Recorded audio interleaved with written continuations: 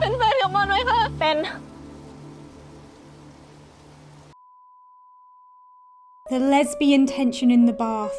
Oh my god, it was unprecedented. This episode was the most realistic portrayal of useless lesbianism that I have ever seen. The way it captured lesbian miscommunication perfectly is just wow. The bath scene left me gay and shivering. The sensuality, it was sensual. The tenderness. This is a review of episode 7. I know that I've already reviewed episodes 8 and 9, but I am going backwards. It's like Back to the Future, but nothing like that. Okay. I mean, episode 7 is the calm before the storm. Let's face it, because episodes 8 and 9 were just, wow. A tornado of lesbianism. But there's a lot to talk about. There is a lot to talk about in this episode. My god. Okay. I've got the gay notes. Let's go. So at the end of episode 6, Kirk had like proposed to Sam in front of everybody, and oh my god. Oh my god, I was just on the edge of my seat, wondering how and when I got so invested in this show. Oh my gosh, the drama. The drama. Anyway, Kirk has proposed to Sam. Everybody's on the edge of their seat, wondering what Sam is gonna say. You can see Mon's heart like breaking in slow motion. It's like that scene from The Simpsons where like Bart plays Ralph's heartbreaking on TV. I mean, yeah. And Mon runs out, and to be fair, Sam does try and run after her, but Mon is too quick. She's gone. She evaporated. And then Mon is crying in bed, having flashbacks. It's very emotional. It's very intense. I just felt so bad for like Mon in this episode, because I mean, oh my god, like this episode is basically both of them being like peak useless lesbian, you know, like they're obviously both clearly like in love with each other, and yet, oh my god, there's just problem after problem. I love that Kirk rings Sam up and just can't like read a room. It's like, son, she ran out after another woman when you were proposing to her. Like, clearly you're not the priority, but I mean, okay, whatever. We love the drama. We love the drama. So then Sam goes to Mon's and almost rings her doorbell, but decides against it, and then takes some time off of work to recover from the intense lesbian feelings that she's keeping bottled up. I mean, look, this woman has quite a lot on her plate, you know. We need to talk about Sam in those glasses. It was a religious experience for me to see her wearing those glasses. It just did something to me, and I believe that thing is called ovulation.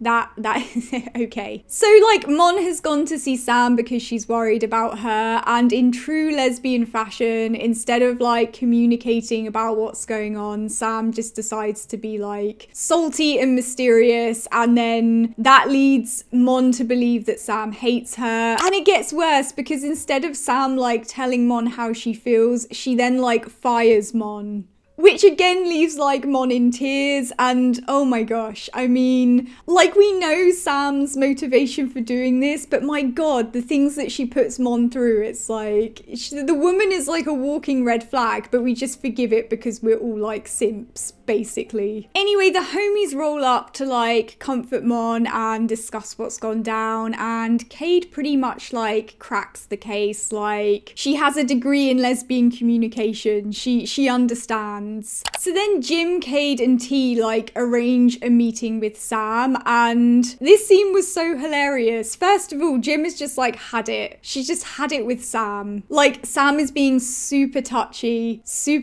about the subject of Mon, and she's keeping her cards close to her chest. But T knows what's up, and as a result, like, you know, she says that she wants to take care of Mon and that Mon is her type. And oh my god, the death stare. I feared for T's life in this scene. Like, I straight up feared for T's life, because that stare, it was ice cold. My god. It was really nice seeing how like supportive everyone was of Mon in this episode. Like, they just kind of like, you know, gathered around her and reassured her through the lesbian miscommunications that were causing so much pain. So Mon ends up going to say goodbye to Sam because she thinks that she's being fired, and she has ovaries of steel. chill to like go and speak to Sam after everything that's like happened. And Mon was just full of so much like light and love in this scene, and you could just see the contrast of that compared to like Sam's like brooding and like low-key toxic, maybe high-key toxic behavior, like, but the contrast is what makes this show so good. So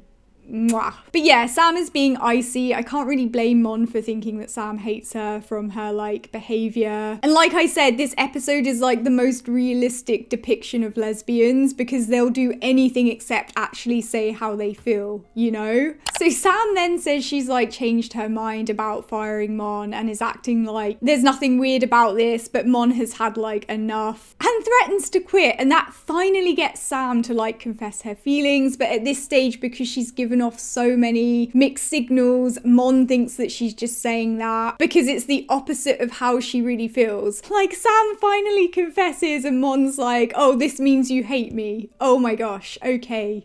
The whiplash. So then there's another meeting with the homies, and I feel like they should be being paid for their involvement at this point, because it feels like every few hours there's like a meeting about Mon and Sam's relationship. I mean, sometimes it does take a team of people to get two lesbians to actually communicate. Yeah. Anyway, they finally get Mon to confess that she likes Sam, so there's progress finally. Oh my gosh. And then they reveal that they've also invited Sam to this meeting, and Mon tries to escape, but during her escape, she actually bumps into Sam, and this is where it gets emotional. I thought what was interesting about this scene was like their outfits, because Mon is wearing like pink and white, which, you know, have quite like innocent associations, whereas Sam's outfit is all black and it's quite like sobering and serious. So yeah, I thought their outfits were really interesting in this scene, because, you know, you have like innocent Sunshine Cupcake, who does have a lot of kind of like youthful innocence, and then you've got Sam, who's like, you know, dark and brooding, and she's been through the trenches, you know? Anyway, Mon and Sam finally hash it out, and it's a very like heated exchange, and I thought Becky's acting was just like incredible in this scene. Like, you could really feel her like frustration and pain coming through, and the same with Freen, you know, like I think both women did like a fantastic job. Anyway, in the middle of this exchange, Becky like asks Sam to be her girlfriend suddenly, and yeah, it just happens just like that, you know? Sam's just like, sure, okay, we're dating now. From crying to lovers. That's such a lesbian mood. So then they finally rejoin the homies, and like they pretty much like explain Sam's behavior for her, as well as trying to get like some extra tea about their relationship, you know. But I thought this scene was interesting because Jim kind of warns Mon about like what she's up against with dating Sam. So obviously there's the issue of Kirk, and then there's the issue of Sam's grandmother, which Jim's like, you better prepare your weapons, girl, because Anyway, peace is restored across the lesbian land, and Mon and Sam go shopping, and it's, you know, it's like a cute montage. The infamous nails. Oh my god, okay. I've already talked about those nails in my review of episode 8, so I mean, they look nice. They look nice, but were ultimately a waste of money. Yeah. I also mentioned this scene in my review of episode 9 because, of course, this is where Mon points out like the bracelets that she likes, and Sam initially like turns her nose up but then goes back to get these bracelets, and I just think it's really cute. So then they go back to Sam's, and Sam suggests that they take a bath together. Well, I think it was less a suggestion and more this is happening now. Yeah. Which causes Mon to like choke on her water. Same. What's nice about like the end of this episode is they both like discuss their feelings with each other like openly, and they're quite vulnerable in this scene. You can see both of them like opening up even though they're nervous, and like telling each other how they feel. They went from like crying and miscommunications to being like having like a mutual understanding and being vulnerable and honest, and yeah, it was just really soft. And then Sam's just like, now get undressed, and that's when it got sensual. Mon is in her birthday suit, Sam is admiring the birthday suit, there's soapy water, there's a back rub. I'm supposed to believe that they're both like soapy in their birthday suits enjoying a bath, and like they kept it PG-13. Couldn't be me, couldn't be me, couldn't be me. Respect. It was everything and then it was more. It was everything and then it was more. And they almost kiss in the bath. They almost kiss, and it's...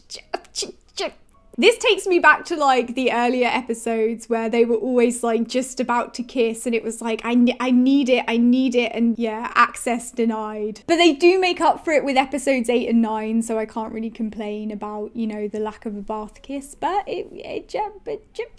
Okay guys, that was my review of episode 7. If you've seen this episode, let me know what you thought of it down in the comments section below. I've also already reviewed episodes 8 and 9, so feel free to check them out if you'd like to continue on this journey with me. If you want to support lesbian content and women's voices talking about Mon being naked in the bath with Sam, come and join the Sapphic Underground Club. It is pretty much just like a monthly tip.